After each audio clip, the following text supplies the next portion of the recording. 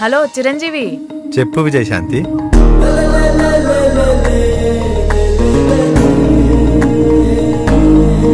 విజయశాంతి చిరంజీవి అంటే సినిమా తీయచ్చు కదా. నువ్వు పైసలు ఇస్తే మాది తరతి.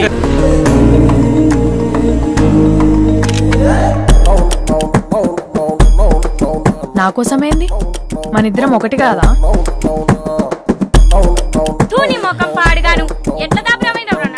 ఈ పదమండ అంతా పదాలు అరుతున్నావేందే? రేపు దావత్ నీదే మరి. ఏం సంగతి? మీరేమైనా సీసాలు తాగుతారా? పీపాలు తాగుతారు. నా ఖర్చులేమో ఇగో ఈ చిప్స్ ప్యాకెట్ అంత ఉన్నాయి. నా జీతం ఏమో ఈ చిప్ అంత ఉంది. మంచిగానే అన్నావు గాని నీ జీతం పెరిగేసరికి నా జీవితం అయిపోతుంది. ఆ తర్వాత మిత్రులారా, డబ్బు కోడిగుడ్డు లాంటిది. వదిలేస్తే మురిగిపోతుంది, పొదిగేస్తే పిల్లల చేస్తుంది. ఇప్పటికైనా లేట్ చేయకండి.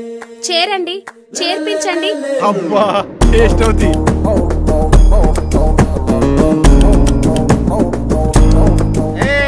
నీ నాటకాలన్నీ నాకు తెలిసే.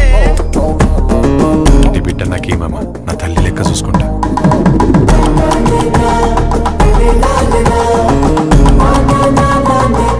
అరే చాయ్ తాగుతారా చెప్పుర్రి, మందు తాగుతారా చెప్పుర్రి. ఎంత ఖర్చైనా నేను పెట్టుకుంటా. అంతేగాని ఈ బిజినెస్ గురించి అయితే మాత్రం మీ ఇంటికే రాకూడదు ప్లీజ్. మనల్ని చైనా ఓడో అమెరికా ఓడో మోసం చేయలేదు. మనతోనే తినుకుంటా, మన వాడల్నే వండుకుంటా, మనతోనే తిరిగేటోడు మనలో ఒకడు మనల్ని నమ్మించి మోసం చేసిండు.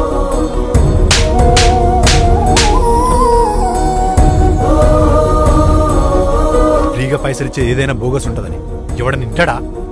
అన్నా నువ్వేమన్నాను, పైసలు ఇచ్చి చోట్లు ఎంచుకునే లెవెల్కి మనం దిగజారద్దా?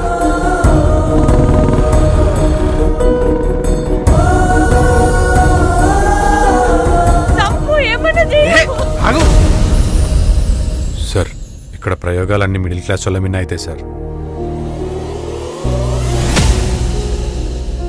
మహా అయితే ఏం చేస్తారు సార్? కొడతారు కావచ్చు, చంపుతారు కావచ్చు, కొట్లాడతా సార్. నాతో శాతనైనంత వరకు కొట్లాడతా సార్. మధ్య తరగతితో తిరగబడితే ఎట్లుంటుందో చూపిస్తా సార్. గొప్ప గొప్ప డ్రామాలన్నీ ఎక్కడికెళ్ళో రావు, మన లైఫ్లోకి వెళ్ళి ఇన్స్పైర్ అయ్యి తీస్తాడు.